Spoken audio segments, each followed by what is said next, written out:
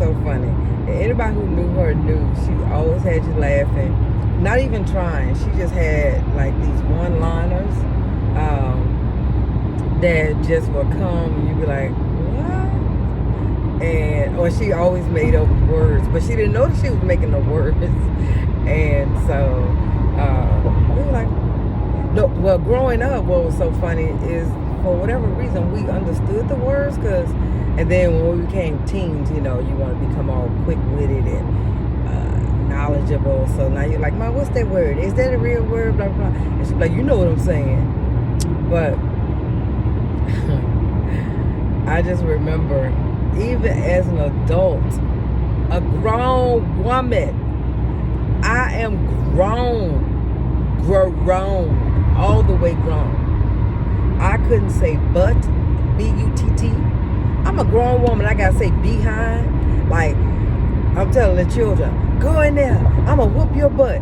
And she looking at me like I just said a curse word, and I gotta say, go in there, I'm gonna whoop your behind. I used to like, Mama, I'm grown. But I would not say but in front of her. The other one is lie. I would have to say telling a story. I'm grown. Why am I still saying telling a story? You ain't telling a story, you're telling a lie. But I couldn't say that in front of her. Now without her looking at me with her beady eyes, her eyes should be like, but that was funny to me, and I was just thinking about that. Because I just remember telling her, I'm like, by that time, I'm grown. Now, I had my son at a young age. I was like 19. So she could have kind of, you know, like, challenged that. Like, you grown on a technicality kind of thing. But now I got 2 kids. I'm 26. I'm grown. Why am I saying telling a story? But I did. That was so funny to me. What was the other thing that Mama used to say? She used to always tell me that my mouth is going to write a check that my behind can't cash. Well, and guess what, Mom? My mouth is writing checks my behind do cash. I wouldn't dare say that to her. Because as a real estate agent, I talk to people and I cash checks.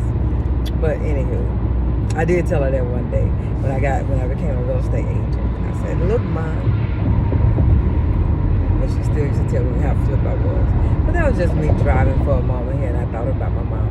But she was so funny. But with that, I also learned, especially after spending so much time with her, that one of our quips in our family, if you're ever around us, we're gonna have you laughing. We're a pretty joyous family, but I also learned for myself, and after taking care of my mom, even when she battled dementia, she gave it a good fight. But even through her battles, I learned, and I was able to see myself. We handle pain with a whole lot of laughter. We really do. Like, I remember this dude working at the store, shoe store in New Orleans. Dude came in, chit-chatting. I'm just giving an example how we handle things with laughter. Dude came in, chit-chatting with me like it was a Sunday, no big deal. And he was just asking me, you know, like, y'all been busy, blah, blah, blah. And I was like, no, it's a pretty slow day because it was a football game, it was a Saints game. I said, no, nobody came in yet. I said, probably at the game. I said, so, and he walked over here, started talking about his daughter. He needed to get his daughter some shoes. And I pointed to where the little girl's shoes was, blah, blah, blah. And the next thing you know, I had my head down and I was doing something near the register. Like, I would always I always would write, like if I'm thinking and it's quiet. So I knew I was probably writing something, like my thoughts or whatever. Next thing you know, he's standing in front of me. So I'm thinking he brought the shoes. And I think he did bring a box of shoes. And I got ready to ring him up. That dude put that gun to my head and said, give me the money out the register. And I was like, and I bust out laughing. And he clunked me on the head with that gun. B, you think I'm joking with you? And I just bust out laughing. I said, I'm not joking. I'm not joking. And I was still like not outright laughing, but you could still see the smile on my face. It was so weird. And he was like, "You think I'm playing with you?" And then I gave him the money out the registry. And then when he left, that's when I didn't cry until the manager in the back who have an intercom, she heard the whole thing. I get it now, but I was so mad. And when I started crying is when I was, my fear, I responded out of anger, is the fact that she didn't come from the back.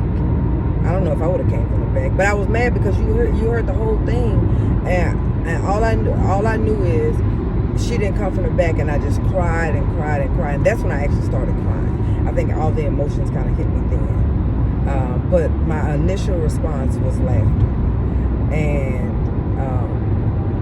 but I just thought about that just driving, so yeah, I miss my mom.